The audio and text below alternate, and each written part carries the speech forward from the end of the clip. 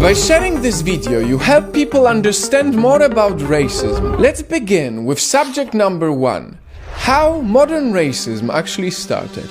In the early 1800s, one of America's most prominent scientists, Samuel Morton, drew conclusions from his collections of skulls that people could be divided into 5 races: Caucasian, Mongolian, Malay, American, and Ethiopian. According to him, these races had distinct characteristics. He claimed that whites were the most intelligent and on top of the ranks. East Asians or Mongolians were also smart but were one step below the whites. Southeast Asians came third, followed by Native Americans, and finally blacks were at the very bottom. Today, Samuel Morton is known as the father of scientific racism because so many of the horrors from the past few centuries have been justified with his theory that one race can be better than the other.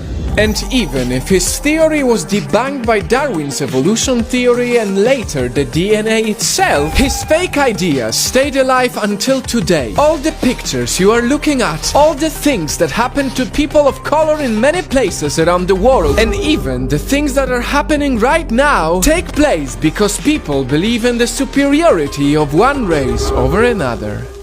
It is crazy to think that the whole foundation for modern racism was built on a debunked theory.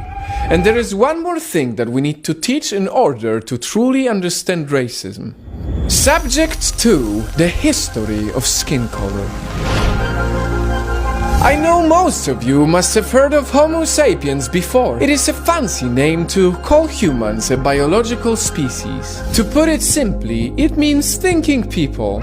The most recent fossil finds suggest that thinking people began appearing as long as 300,000 years ago in Africa, living under the hot sun. And back then, with their skin being exposed to the sunlight for long periods of time, it damaged the DNA in their cells and burned their skin. That's exactly what created a darker skin tone. But at some point, some humans migrated into less sunny Europe and Northern Asia, and as a result developed vitamin D deficiencies, which led to the skin tone change. And this is a very important knowledge, because it reveals that you and me, in the past, we were all dark-skinned Africans. The skin color itself is nothing but a biological way for humans to deal with sunlight. And that is how right now we have so many different skin colors. It's all because of the sun. Truth is, for a long time now we have been hearing the same arguments against racism. The arguments that we are all equal,